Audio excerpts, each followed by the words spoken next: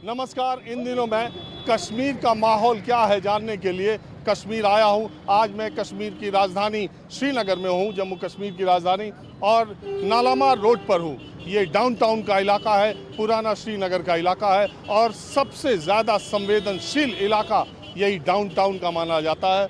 मैं नालामार रोड पर हूं। आप देखिए, जुमे का दिन है। मैं इसलिए आया था यहाँ देखने के लिए कि क्या बदला है और क्या चल रहा है, अब जीवन कैसा है, माहौल कैसा है, क्योंकि डाउनटाउन का इलाका लंबे समय तक बहुत संवेदनशील रहा है। यह आप आम जनजीवन देखिए। मैं आपको एक चीज़ और भी दिखा दूं कि यहाँ पर जहाँ मैं हूँ, मीरवाइज उमर फारूक का पैतृक आवास, जो उनके पिताजी और उसके पहले का घर है। हालांकि अब वो यहाँ से दूसरी जगह रहते हैं, हजरत बल में रहते हैं। मीरवाइज उमर फारूक का पैतृक आवास यही है।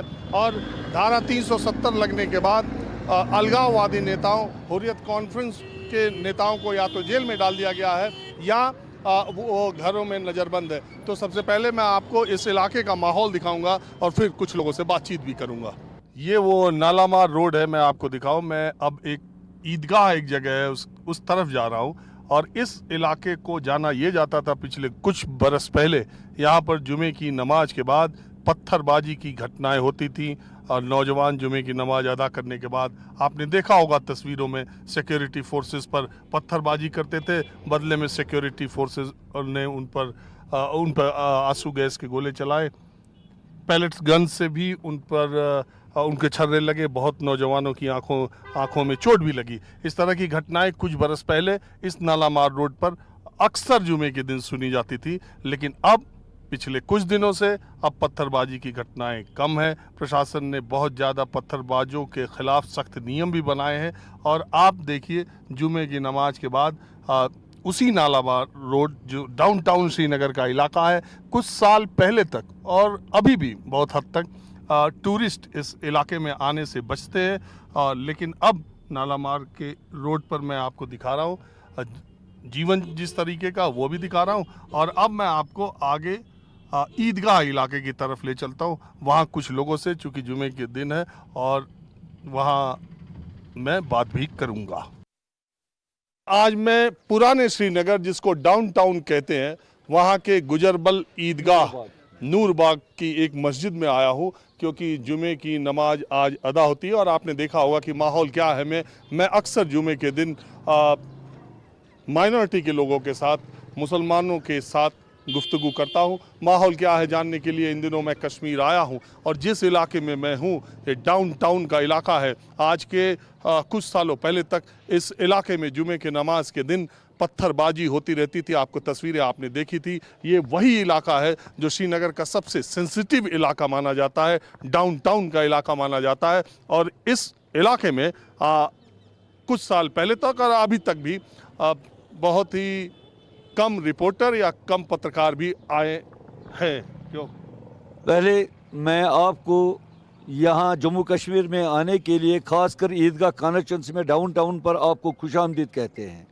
पूरे कश्मीर के लोगों के तरफ से आपको मैं खुशामदीद करना चाहता हूँ। दूसरा सवाल ये है कि देखिए, मैं इधर आया, हाँ, मैं मस्जिद देखते देखते आया। यहाँ पर आप लोग, कुछ लोग थे, मैंने आपसे कहा कि मुझे बात करनी है। बिल्कुल। मैं सिर्फ ये जानने के लिए आया हूँ कि इन दिनों कश्मीर का माहौल क्या है। देखो, धारा 370 खत्म होने के बाद डिलिमिटेशन कमीशन का काम होने वाला है। अब क्या यहाँ के लोग तुरंत ये चाहते हैं कि अब जल्दी से जल्दी इलेक्शन हो, हम अपने नुमाइंदे चुने, या 370 लगने के बाद परिस्थितियाँ कैसी हुई हैं? आम लोग, बिल्कुल आम लोग कश्मीर के क्या सोचते हैं?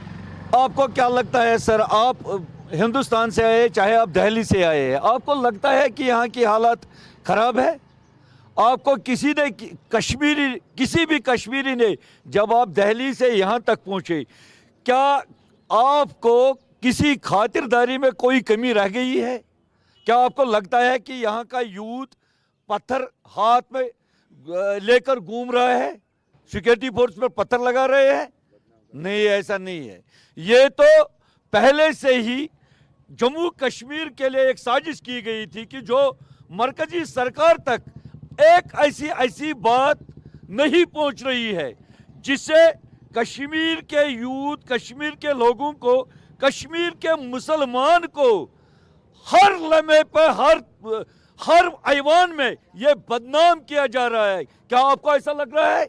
यहाँ ऐसा माहौल है, मस्जिद आपके पीछे है, हम मस्जिद से भी निकले हैं नमाज पढ़ के। क्या आपको लगता है कोई दहशतगर्द है यहाँ, या किसी के हाथ में पत्थर है? मरकजी सरकार को ऐसे यूथ का सोचना चाहिए। जब से 370 हटाया गया था जम्मू कश्मीर में, तो मरकजी सरकार ने यह दावा किया था, खासकर नरेंद्र मोदी जी के नेतृत्व में बीजेपी सरकार ने यह दावा किया है अब वहां शहद की नहरें बह जाएंगी। तब से हम आज तक सफर कर रहे हैं। मुझे बताइए, यहाँ का यूथ बेरोजगारी से दरबदर हो रहा है।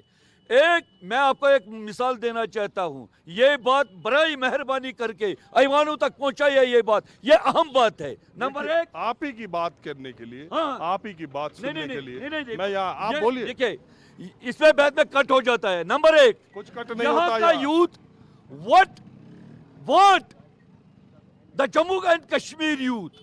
नंबर एक, यहाँ बेरोजगारी है।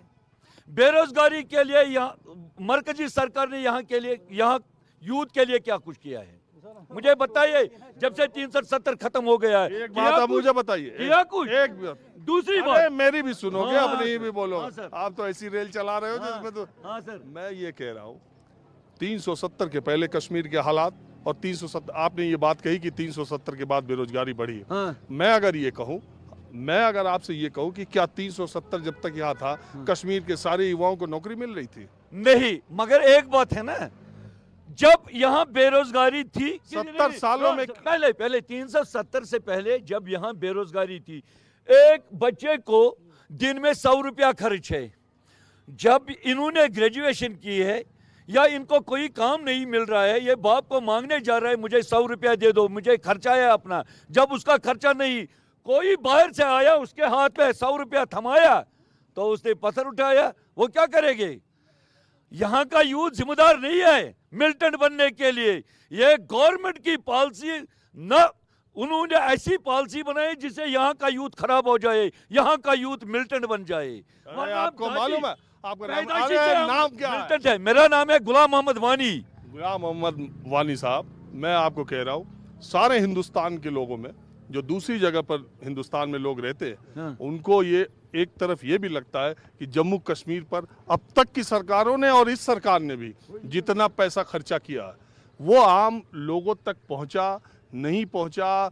मैं भी देखता हूं कि कितना गांव की क्या स्थिति है, जम्मू कश्मीर की बेरोजगारी की स्थिति में देखता हूं। ऐसी बात नहीं है, मैं जाते रहता हूं। कहाँ पहुंचा सर? मैं अलग अलग आपको दिखाई दे? देखिए, यही तो कह रहा हूँ। नहीं, हाँ, यही बात तो मेरे, जो भी गवर्नमेंट यहाँ आई है, पहले चाहे नेशनल आया, चाहे कांग्रेस आया, चाहे कोई भी पार्टी आई, चाहे पीडीपी आया, जो भी वजीर आला बन गया किसी भी पार्टी का, आप देखिए ये गाँव, ये मोहल्ला, ये सिटी। थोड़ा और लोगों से बात कर ले गुलाम। नहीं, ये बात सुनिए, ये बात सुनिए। अभी करेंगे, ये बात आगे सुनिए। करेंगे, नहीं, आगे आप करेंगे। क्यों ऐसा कर रहे हैं? अच्छी बात क्यों नहीं? अभी मैं अच्छी बात आप मान रहे नहीं, आप मानते नहीं। देखिए, it is the heart of city, Noorbagh heart of the city. आपको लगता है सिटी है? क्या किया उन लोगों ने? अरे एक मिनट सुनिए गुलाम साहब, अभी थोड़ी देर ब्रेक लीजिए, और लोगों से बात कर रहा हूँ, आपसे आगे भी करूंगा। हाँ, मैं, आपका नाम क्या है? मेरा नाम है गुलाम नबी। हाँ, गुलाम नबी है मेरा नाम। अरे वो भी गुलाम, आप भी गुलाम। गुलाम नबी, गुलाम नबी। आजाद तो नहीं है आगे? नहीं, आजाद नहीं है, आंगर है। जी बताइए, जी एक पूछिए। बात ये बताइए, मैं ये जानना चाह रहा हूँ कि 370 खत्म होने के बाद 2-2.5 साल निकल गए, 3 साल होने वाले हैं। एक आम कश्मीरी क्या सोचता है कि कश्मीर की बेहतरी के लिए आप तक क्या पहुंचा है, क्या होना चाहिए? और मान लो आपको ये बात कहनी हो कि ये चीज़ें हो जाए तो, और ये चीज़ें बेहतर हुई हैं और बेहतर करने के लिए ये किया जाएगा, या कुछ नहीं हुआ? यहाँ तो अभी कुछ हुआ ही नहीं। हुआ क्या है? 370 खत्म होने के बाद जो भी उन्होंने कहा था ऐसा होगा वैसा होगा, हुआ कुछ? आप ही बताइए हमें, अगर कुछ हुआ है यहाँ पे, हम भी यहाँ के रहने वाले हैं, हम भी यहीं के हैं। यह जो नूरबाग है, ये सिटी का गढ़ है। हम यहाँ देखो क्या हुआ है। जो भी जो भी यहाँ का इस वक्त जो भी यहाँ का नौजवान है, जो नई जनरेशन है, वो पत्थर उठाने के लिए क्यों मजबूर होगी जब यहाँ कुछ हुआ ही नहीं। बेरोजगारी इतनी है यहाँ। कौन जिम्मेदार है?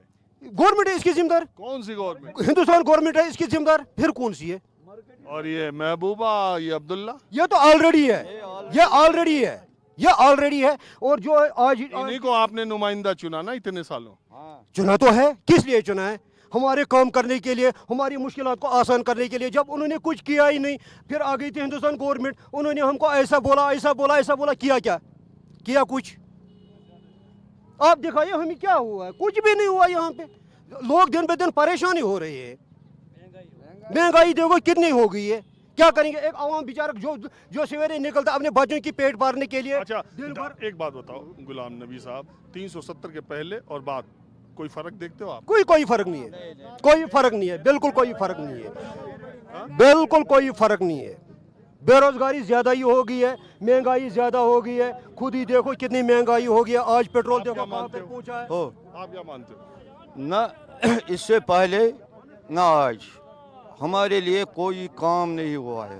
धारा 370 से आपको क्या फायदा था? मिसाल लगता नहीं, मिसाल हमें कुछ फायदा उसमें मिला। 370 से भी कोई फायदा नहीं था? ना ना ना ना, चला गया तो भी कोई नुकसान नहीं? उससे हमें मिसाल कोई ना फायदा ना नुकसान, रहे तब भी ना रहे तब भी। पहले मेरी बात सुनो, एक पुल बन रहा था 200 कमरवारी का, आज हो गए 22 साल। 22 साल के बाद भी वो पुल ठीक नहीं हुआ, चलने के लिए तैयार नहीं। दूसरी बात, जो यहाँ के स्कूल है, मिडिल स्कूल, आज तक 47 से आज तक एक स्कूल, मिडिल स्कूल, वो अपग्रेड नहीं हुआ। तीसरी बात, हमें मिसाल यहाँ अस्पताल एक दे दिया नूरबाग में, इस इलाके के लिए वो मिसाल मान से फ़ायदेमंद हुआ, मगर उसको डिस्पेंसरी बना दी गई और स्टोर, ड्रग स्टोर मिसाल वहाँ बना दिया गया। हाँ, आज का यूथ मिसाल जब उसका कोई काम नहीं है, आज वो 90% यहाँ मिसाल ड्रग्स में मिसाल मुब्तला हुए हैं। एक मिनट, कुछ यूथ भी है। देखिए इतने लोग कश्मीर में सड़क पर, और बात करना, जो लोग कार्यक्रम देख रहे होंगे, और इस इलाके में जहां मैं ईदगाह में बात कर रहा हूं, यहाँ तो बहुत मुश्किल है कि लोग आएं और बात करें। ऐसे हालात बने हुए थे पीछे दिन। सुने, आप झूठ बोल रहे हैं। पहले भी ये वहाँ ये हिंदू मुस्लिम कर रहे हैं हिंदुस्तान में। यहाँ हिंदू मुस्लिम नहीं है। हमारा पंडित हमारा भाई है, हमारा ईसाई भाई हमारा। उस पर बाद में आते हैं। आप यूथ हो, आप यूथ हो। सर हेलो सर, ये मैं यूथ सच्चाई है, हम बोलने सर नहीं देगा।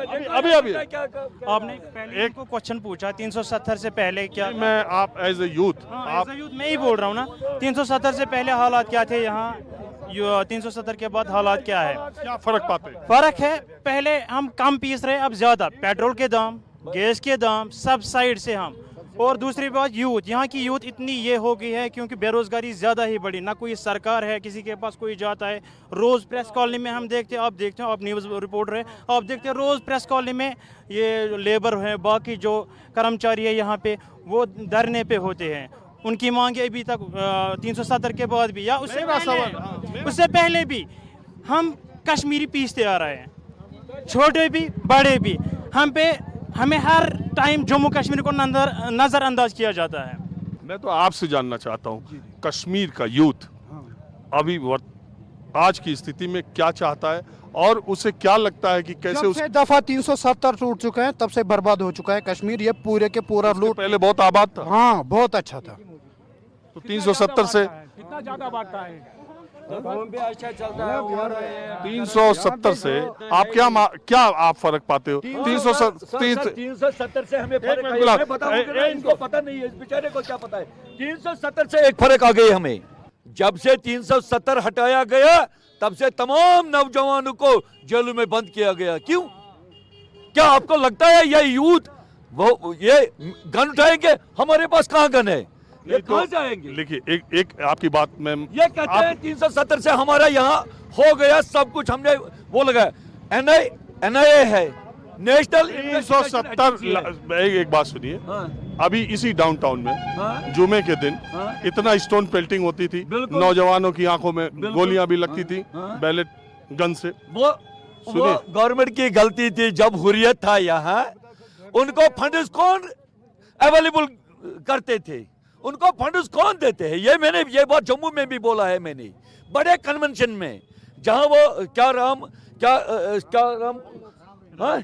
नहीं, वो बम्बई से आया था, वो राम रही जो बाबरी मस्जिद का वो जो बीच में कर रहा था, पता नहीं उसका नाम। मैंने वहां भी ये बात बोली है, जब हुर्रियत वालों को गवर्नमेंट फंड्स देता था, सेंट्रल गवर्नमेंट फंड्स देता था, उनको सिक्योरिटी देता था, तो यहाँ का क्या बोल रहे हैं ये यहाँ का नौजवान, वो उन्होंने खुद गवर्नमेंट ने इनके हाथों में पत्र दिया था।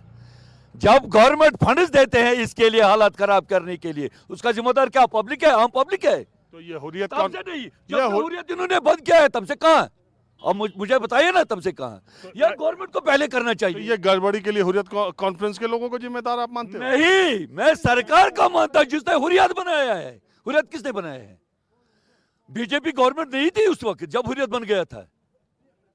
मुझे बताइए ना, उनको खुला क्यों छोड़ दिया? उन्होंने पूरे कश्मीर को खत्म कर दिया है। यहाँ की इकोनॉमी, यहाँ की डेवलपमेंट, ये सब गवर्नमेंट ने खत्म कर दिया है। पहले इन्होंने साजबाज करके तो आप मानते हो कि अलगाववादी नेताओं ने कश्मीर के युवाओं को भटकाया?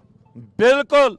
कोई माँ के पेट से मुजाहिद बन के नहीं आया है, कोई मिलिटेंट माँ के पेट से आता है। मेरा बच्चा क्या माँ के पेट से?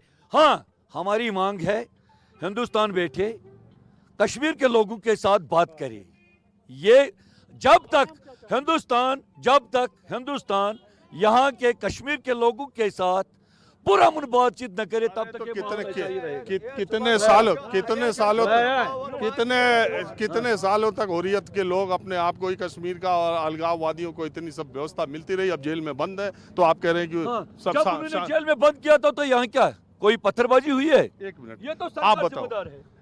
मेरा कहना यह है कि 2014 के बाद जो हालात जम्मू कश्मीर के हुए, जितने भी यहाँ पे, आवाम नहीं चाहती हालात ख़राब करना। मैं मजदूर आदमी हूँ, दिन को दिहाड़ी लगा के शाम को कमा के अपने बच्चों को खिलाता हूँ, तो मुझे क्या दंगों से, मुझे कुछ दंगों से लेना देना है?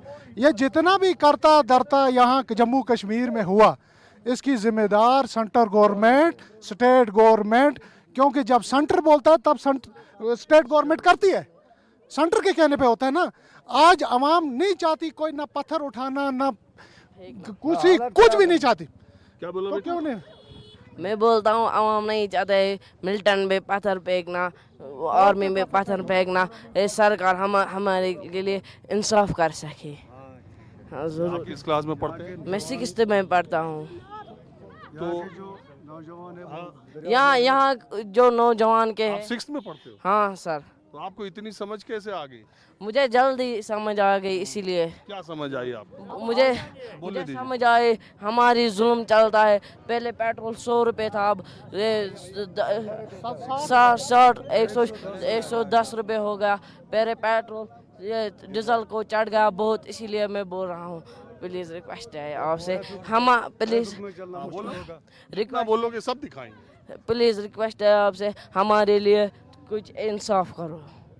क्या गड़बड़ है? ये महंगाई क्या बोल रहे हैं? महंगाई चल रहा है, बहुत चल रहा है महंगाई। ये है ना जो मांस है, गोश्त है, मुर्गियाँ है, उसको बहुत चढ़ गई है, इसीलिए मैं बोल रहा हूँ। आप बस शुरू किए, बच्चे ने बोला। बच्चे ने बोला ना, बच्चे के लिए मैं शुक्रिया आपके लिए। मैं कह रहा था कि जो भी हालात यहाँ आज तक बने, इसकी जिम्मेदार सेंट्रल गवर्नमेंट से लेकर स्टेट गवर्नमेंट तक सब है। अच्छा एक बात, पिछले 70 सालों में कश्मीर में, ये जब से कश्मीर है तभी से यहाँ हमेशा कश्मीरियों को दिक्कत सहनी पड़ी है, सरकार चाहे किसी की आती जाती रही हो। इसके बाद मैं ये कहना चाह रहा हूँ आपसे कि कश्मीर के आम लोग, ये जो मैं बिल्कुल आम ही लोगों से बात करता हूँ, मैं खास लोगों से नहीं करता हूँ, सड़क पे करता हूँ और हर जगह जाके करता हूँ। मैं ये जानना चाहता हूँ कि कश्मीर के आम लोग, आपकी जो 2 सरकारें, नेशनल कॉन्फ्रेंस और पीडीपी, उसका कश्मीर की आबादी या बर्बादी में कितना हाथ मानते हो? इनका सबका बराबरी का हाथ है। देखिए, पीडीपी जब यहाँ आई तो बीजेपी के साथ मिलकर आई, कोई अकेले पीडीपी नहीं आई, ठीक है। अभी पीछे जब आए हाँ, जब पिछली बार पीडीपी, इससे पहले भी जब मुफ्ती मोहम्मद सईद 2003 में आए तो पीडीपी के साथ आए ना। उस टाइम सेंटर में किसकी सरकार थी? अटल बिहारी वाजपेयी जी की सरकार थी। और उस टाइम जम्मू कश्मीर में बहुत ज़्यादा जुल्म था। हालांकि अगर मैं यहाँ इस टाइम खड़ा हूँ, मैं यहाँ से वहाँ तक जाता तो मुझे आइडेंटिटी कार्ड पूछा जाता था, हर बार गाड़ी से उतारा जाता था कि भाई कहाँ से आया तू। अब पहले से ठीक है हालात इस वक्त? हालात तो इस वक्त ठीक है, हम नहीं मानते। पहले से बेहतर?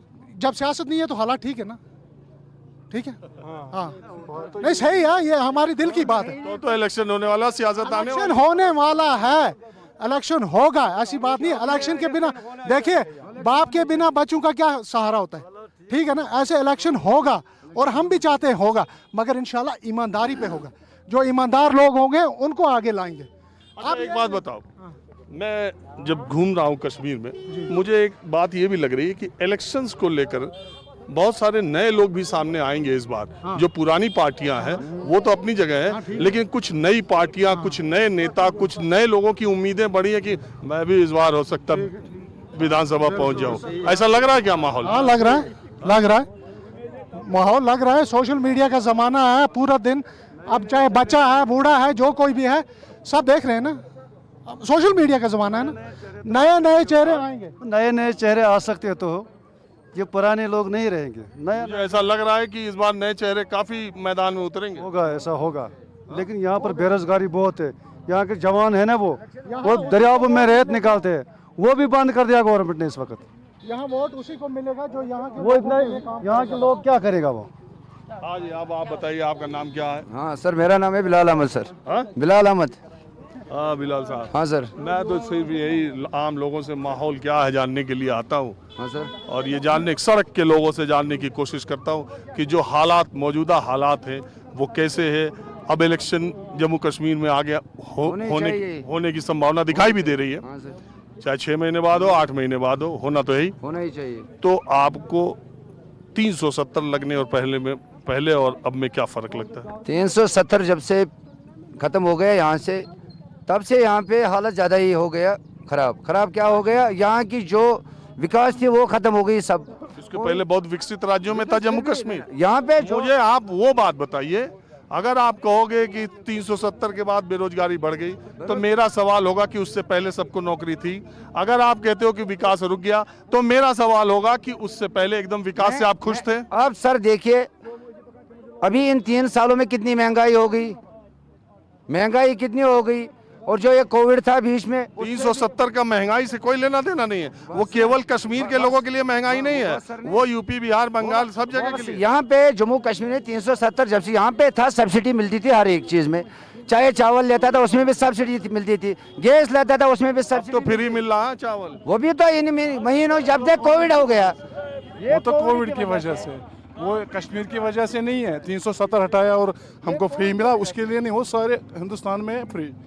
अच्छा एक बात बताओ, 370 से आपको फायदा क्या था, कुछ मालूम है? हाँ मालूम नहीं है। आप ये बोल रहे थे आपको हम सोने की चिड़िया बनाएगी, 370 खत्म हो जाएगा, आपको हम सोने की चिड़िया बनाएंगे। अरे वो छोड़िए, वो क्या कह रहे थे? आपको मालूम था कि 370 में क्या फर्क है आना जाना? बहुत फर्क है, बहुत फर्क है। आप बताओ। फर्क कुछ नहीं आई ना, 370 हटाने से ना, उससे पहले हालात खराब थे तब से ही। कोई फर्क नहीं पड़ा, जैसे पहले वैसे आप? हालात खराब ही हुई, उसके बाद ज्यादा ही हालत खराब हुई। पहले भी थी, उसने 370 हटा, फिर उसके बाद ज्यादा ही हालत खराब हो गई। 370 से फर्क क्या पड़ा? आम आदमी को क्या फर्क? कुछ भी नहीं फर्क पड़ा। हाँ जी, आप कुछ बोलोगे? आप कुछ बोलोगे? नहीं बहुत शुक्रिया। एक मिनट, अब हम सर एक मिनट। अब हम चाहते हैं यहाँ ब्यूरोक्रेट मिसाल वहाँ बैठे हुए, हम अब चाहते हैं हमें यहाँ इलेक्शन का माहौल है इस वक्त, इलेक्शन होना चाहिए। अच्छा, यही चाहते हैं साहब। कोई भी जिम्मेदारी उठाएगा कश्मीर का, कोई सरकार भी जिम्मेदारी उठाएगा कश्मीर का अगर इंशाल्लाह इलेक्शन हो गया तो। मगर इसको जिम्मेदारी कोई नहीं, अगर कोई भी अफसरों में या किसी जगह में गया तो किसी तो काम पे मानता नहीं, किसी को बेरोज़गारी इतना में कश्मीर में वहाँ जवान मेरा बेटा या किसी का बेटा खुदकशी करने के तैयार हूँ, क्योंकि उसको मजदूरी भी जाता है, 500-250 रुपया लाता है, क्या आता है शाम को। आप बताओ। अरे आप ये मुझे सिर्फ बताओ कि आपकी उम्र क्या है? 50 साल है। इस 50 साल में कश्मीर में कुछ बदलते देखा कभी? कुछ नहीं बदला, कुछ नहीं बदला, दिन बे दिन बदतर हो गया बस। अच्छा, एक नेता कश्मीर का जो आपको सबसे अच्छा लगा हो बताइए, जिसने कश्मीर की बेहतरी के लिए काम किया। कोई नहीं अच्छा लगता है। सब अपना बनाते रहे। हाँ, सब अपना अपना घर बनाता है। एक नेता आपको कश्मीर चोर है, सब चोर है। किसने यहाँ किया है वफा? कौम के साथ किसने वफा किया है? सब गद्दारी किया कौम के साथ किसने वफा किया है? एक मिनट गुलाम साहब, सब गद्दारी किया कौम के साथ, हिंदुस्तान से यहाँ तक। एक बात बताओ, अभी आप कह रहे हो कि कोई नेता ने काम 50 साल 60 साल में नहीं किया आपकी उम्र में, तो अभी आप लोग तरफदारी कर रहे हो इतना इलेक्शन की। जमहूरियत अगर ना हो तो जनता को अपना प्रतिनिधि न चुने तो जनता की बात कैसे पहुंचेगी बताओ? जमहूरियत तो जरूरी है। ये बात सही है, ये बात सही है, ये बात सही है, ये बात सही है। तो जमहूरियत में आपको नेता चुनना होगा। फिर आपने कश्मीर ने ऐसा नेता, इतने सालों तक ऐसे नेताओं को क्यों चुना जिनको आज आके आपको कहना पड़ रहा है कि कश्मीर के बदहाली के लिए वही जिम्मेदार है? पहला यहाँ अनपढ़ का माहौल था, सब इलिटरेट थे। अब ये जो नई जनरेशन आ गई, ये लिखे पढ़े लोग हैं। आप बताइए। एक मिनट गुलाम साहब, आप ही बोल रहे हैं। एक बात बताओ, ये ज्यादा बोल रहे हैं, इस इलाके से चुनाव तो नहीं लड़ने वाले? इंशाल्लाह लड़ूंगा, अपने कौम के लिए, अपनी कॉन्स्टिट्यूंसी के लिए लड़ूंगा मैं, जरूर, क्यों नहीं लड़ूंगा। मुझे लग रहा है लड़ने के फिराक में। किस पार्टी के खातिर लड़ूंगा? किस पार्टी से? हाँ नहीं, वो बाद में मैं फैसला करूंगा किस पार्टी से लड़ूंगा। पार्टी की बात यहाँ नहीं। देखिए सर, मैं समझ गया। हम मजबूर है, खुदा की कसम, हम बिल्कुल मजबूर है। कल यहाँ एक आग का वारदात हुआ था। रुक जाइए। 30 मकान अरे जल गए। अब चुनाव लड़ना है आपको, मैं समझ गया। आम लोगों से बात कर रहा हूँ मैं, पहले आम समझ के शुरू किया, तो नेता निकल गए। हेलो, हाँ जी, बताओ आप। मैं जानना चाहता हूँ कि आम कश्मीरी को के अंदर दिल में 370 खत्म होने के पहले बात के बारे में वो क्या सोचता है? पहली बात। दूसरी बात, ये चुनाव जो आने वाला है, ये जो चर्चा चल रही है, उसके बारे में आप क्या सोच रहे हो? हम सोच रहे हैं ये पहले 370 वापस होना चाहिए, फिर हम सोचेंगे क्या करेंगे, किसको चुनेंगे, क्योंकि यहाँ तो सब 370 रहने तक आपकी जिंदगी में बहुत बदलाव आया था। हाँ, और उसके जाने से बहुत खराबी आ गई। हाँ, बहुत खराब आ गए हैं। अब तो बिजनेस भी नहीं, कुछ भी नहीं है। टूरिस्ट आते हैं यहाँ, वो तो यहाँ तो टूरिस्ट आते हैं, उसको बताते हैं यहाँ से अरे अभी बोल तो रहे नहीं। यहाँ से 370 के बाद यहाँ टूरिस्ट बहुत आते हैं, मगर उनको खरीद यहाँ नहीं मिलती है। उनको बोलते हैं खरीद जम्मू से लो, खरीद दिल्ली से लो, मगर कश्मीर से खरीद कुछ मत लो। कोई कश्मीरी आर्टिस्ट नहीं चल रहा है यहाँ। टूरिस्ट बहुत आते हैं, मगर उनको खरीद नहीं देते हैं यहाँ।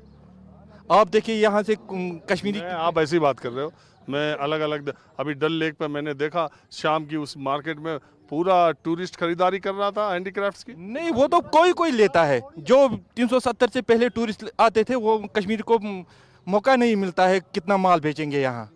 अब तो देखिए जो डल गेट में है अभी, वो पटरी पे बैठते हैं। अच्छा, एक बात बताओ, अमन चैन के लिहाज से ये इलाके में इस वक्त क्या हाल है? अमन तो है यहाँ। पहले देखो जबरदस्ती है यहाँ। अगर कोई बात ही करता है, उनको शाम को पकड़ लेते हैं और ले जाते हैं। यहाँ को नहीं रहते हो? अरे कहीं को रहते हो, दूर है। कहीं को रहते? सैबुग इलाका में रहते हैं। सैबुग इलाका में रहते हैं, डिस्ट्रिक्ट बडगाम। मैं बिल्कुल आम से लोगों से। मेरी बात पहले सुनो। मैं दिल्ली से हूँ। जो भी इंटरव्यू आप फिर दिखाओगे, मीडिया पे दिखाओगे क्या? इसीलिए तो यहाँ तक आए। आप दिल्ली से हो? मैं ये मैंने पहले भी आया एक इंटरव्यू दिया, वो फिर मीडिया पे नहीं आया। क्योंकि वजह मुझे पता है इस कारोबार की इकमानी क्या हालत है। यहाँ लगभग 4 साल से हालात बहुत ख़राब हुई, बहुत ही नाजुक हालत है। यहाँ स्कूल बंद है, यहाँ कॉलेज बंद है। ये गवर्नमेंट खुद कराते हैं, हमें क्या है? अरे रुको, आप अभी तो पूरे देश में ही 2 साल से स्कूल बनते, सबके स्कूल अभी खुले हैं कोरोना की वजह से। उसके पहले 370 खत्म हुआ तो यहाँ 7-8 महीने बंद। कौन है करवाता? कौन है? कौन करवाता है मुझे बता। मैं इसको मारूंगा, ये मुझे मारेगा? ये तो गवर्नमेंट मारवाता है। यहाँ बोलते हैं मिल्टन बोलते हैं हमको, दिल्ली में किसी से हाथ लगाते वहाँ हमें बोलते करवा दी। ये जानने के लिए आया हूँ, राह चलते लोगों से, देखिए आप बाइक से जा रहे थे, मैं सिर्फ ये जानने के लिए आया हूँ कि 370 खत्म होने के बाद कश्मीर में जो चुनाव की आहट आ रही है, तो उसमें आपको क्या लग रहा है कि जो पहले की पुरानी पार्टियां थी, नेशनल कॉन्फ्रेंस PDP, उससे अलग कुछ नए नेता भी कश्मीर में निकलने की तैयारी कर रहे हैं क्या? ये तो कुदरती बात है कि हर कोई चाहता है कि मैं आगे आ जाऊँ, प्लेटफार्म पर आ जाऊँ और लोगों के लिए कोई अच्छा काम कर सकूँ। लेकिन जहाँ तक कश्मीर में इस चीज़ का ताल्लुक़ है, जो पुरानी पार्टियाँ यहाँ पर है, मुझे नहीं लगता कि वो लोगों को उभरने की कोई भी कोशिश करने देंगी। जैसा कि यहाँ पर सालों से चला आ रहा है, जैसा कि यहाँ से सालों से चला आ रहा है, वही सब कुछ यहाँ पर अभी भी हो रहा है। और ये जो अभी बीजेपी खास करके जब अगर बात करेंगे तो बीजेपी ने भी अपना ऐसा एक जाल बिछाया है कि ये सबको अपनी लपेट में ले रहा है, सबको अपनी लपेट में ये ले रहा है अभी बीजेपी। जैसे कि अभी बीजेपी के यहाँ बहुत सारे बंदे हैं जो बीजेपी के साथ झंडा उठाने लगे। बिल्कुल बिल्कुल, इनके साथ इनकी संगठन है। तो कश्मीर में भी बीजेपी का झंडा उठाने वाले लोग हो गए ना, वो तो है। तब बीजेपी ने कैसे यहाँ पर अपने मेंबर्स चुन लिए? आधे लोगों ने तो बाज़ाब्ता तौर पर बीजेपी की टिकट पर भी यहाँ वो खड़े हो गए हैं। अच्छा, और दूसरी बात बताइए, आप क्या करते हैं? जी मैं तो एक स्कूल टीचर हूँ। टीचर है जी। आपका स्कूल भी 2 साल बंद रहा होगा? जी जी, कोरोना में। उसके पहले 370 खत्म हुआ तब बंद हुआ। मेरा एक सवाल है, ज़ाती सवाल जो मैं करना चाहता हूँ, आपके वसात से मैं लोगों तक ये पहुँचाना चाहता हूँ। ये जो 370 का मसला है ना, इससे पहले भी हिंदुस्तान में कितने नेता लोग आए? There were so many leaders who have approached this, and especially Congress had said that we will revocate this Article 370. But why this BJP government has done this? And for doing so, what has that government got? देखो एक बात होता है, मैं BJP का प्रवक्ता नहीं हूँ, लेकिन जितना मैं समझता हूँ, भारतीय जनता पार्टी का जब से गठन हुआ, उनकी पुरानी पार्टी जो भारतीय जनसंघ थी, वो हमेशा से, जब संविधान में धारा 370 जोड़ी गई, तब से वो इसका विरोध कर रहे थे कि एक देश में एक संविधान, एक झंडा होना चाहिए। लेकिन उनकी बात उस समय उनकी ताकत नहीं थी पॉलिटिकल। जब सुना, आपने सुना है, मैं बता रहा हूँ ना, आपको जो बोलना है बोलिए, मैं उनका पक्ष रख रहा हूँ, चूँकि आपने पूछा कि उन्होंने क्यों हटाया। जब भारतीय जनता पार्टी के म्यूनिसिपैलिटी के 2 मेंबर नहीं चुने जाते थे, तब भी वो एक बैनर लगा के रखते थे कि धारा, तो हमारी सरकार आई तो धारा 370 खत्म करेंगे। उनकी पहली बार सरकार आई, उन्होंने नहीं खत्म किया। दूसरी बार मुल्क ने उनको चुना, उनको ताकत आई, उन्होंने कहा था, अपने वायदे, अपने घोषणा पत्र में कहा था, उन्होंने खत्म कर दिया। अब मैं कह रहा हूँ कि अब कश्मीर इस मुहाने पर खड़ा है कि 70, 72, 74 साल आपने 370 के साथ जिया है, 2.5 साल से 370 के बगैर जिया है। इन दोनों के जीवन में as a school teacher, as an intellectual, आप क्या फ़र्क पाते हैं? फ़र्क यही पाते हैं कि यहाँ everything is dash down here in the valley of Kashmir, everything is dash down. कैसे? तहबाला सब कुछ हो गया है, सब कुछ हो गया, तहबाला, डैशिंग डाउन एवरीथिंग हियर। मुझे नहीं लगता कि कोई कुछ प्रोग्रेस हो गया। पहले 370 के पहले कश्मीर पूरा एज यूजुअल तो ठीक था, जैसा था वैसा ही है ना? नहीं, as compare to these circumstances इतना नहीं था जैसा कि अभी हो रहा है ना, जो अभी यहाँ पर हो रहा है या जो अभी तक हुआ, ऐसा नहीं हुआ था, ऐसा कभी नहीं हुआ था। कश्मीर इतना पीछे नहीं चला गया था। See sir, one thing I want to say that Kashmir's economy is mainly dependent upon the fruit growers, horticulture department. See, थोड़ा हिंदी भी बोलो यार, अंग्रेजी बहुत बोलते हैं कश्मीरी। उन्होंने जो हमारा जो इक्तिसादिया जो हमारा है ना, असल में माशियात, सबसे पहले जो करंट गवर्नमेंट है उन्होंने उसको टारगेट किया, तो इस वजह से जो यहाँ की हॉर्टिकल्चर है ना, वो ख़त्म हो गई है। अब देखिए, मैं आपको जस्ट एक एग्जांपल देता हूँ। यहाँ का सेब देखिए आप, पहले सेब की कीमत क्या होती थी, अब क्या है? सिंपल सी बात मैं आपको बता रहा हूँ, सेब की 1 किलो सेब पहले में कितने मिलता था?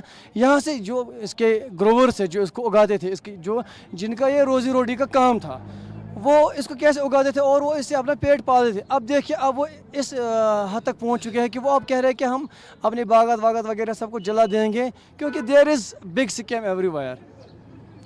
और आप क्या कह रहे थे? आपका नाम क्या है? मेरा नाम फिरदौस है। मैं बिजनेस करता हूँ रेडीमेड के साथ। इसलिए देखो, बिजनेस, धंधा, काम, रोजगार, पढ़ाई लिखाई, ये तो सब चौपट हो गई पूरे दुनिया में, देश में, और ये हमारी भी चौपट हुई, आपकी भी, सबकी चौपट हुई। अब एक नया सवेरा आया, देखो अगले साल फिर न कोरोना आ जाए, लेकिन अभी लग रहा है कि सब कुछ फ्री। फिर भी आ गई, चीन में आ गई, फिर भी चौथी लहर आ गई उनकी। तो मैं आपसे एक यूथ के तौर पर, और देखो मैं ऐसा सोचता हूँ कि जब 75 साल एक फॉर्मूले, एक स्टेटस के साथ, स्पेशल स्टेटस के साथ कश्मीर ने जी करके देख लिया, तो कहाँ तक पहुँचा आपने भी देख लिया। इस इलाके जहाँ डाउनटाउन ईदगाह में मैं आया हूँ, इस इलाके के क्या हालात थे ये आपने हम मुझसे ज़्यादा अच्छी तरह से देखा। अब 370 हट गया, हटने के 6-8 महीने बाद कोरोना आ गया, पूरी दुनिया बंद हो गई। तो क्या ऐसा कश्मीर के लोगों को, क्योंकि आपका ही मसला है, तो क्या आप लोगों को ऐसा 2, 4, 5, 7 साल वक्त दे के देखना नहीं चाहिए कि हटने के बाद की परिस्थितियों में क्या बदलाव आता है? क्योंकि अभी तक के वक्त को मैं एक पूछना चाह रहा हूँ, अभी तक के वक्त को मैं नहीं मानता कि 370। जी जी जी सर, देखो जो पहली पार्टी थी ना यहाँ, डॉक्टर फॉर हमारा, वो बोलता था हमें भी खाने दो और लोगों को भी खाने दो। जो अब आ रही है पार्टी, वो खाने अपने आप को खाने देते हैं, मगर लोगों को नहीं देते खाने के लिए। जो पहले थी ना यहाँ की गवर्नमेंट, वो खुद भी खाते थे और लोगों को भी खिलाते थे।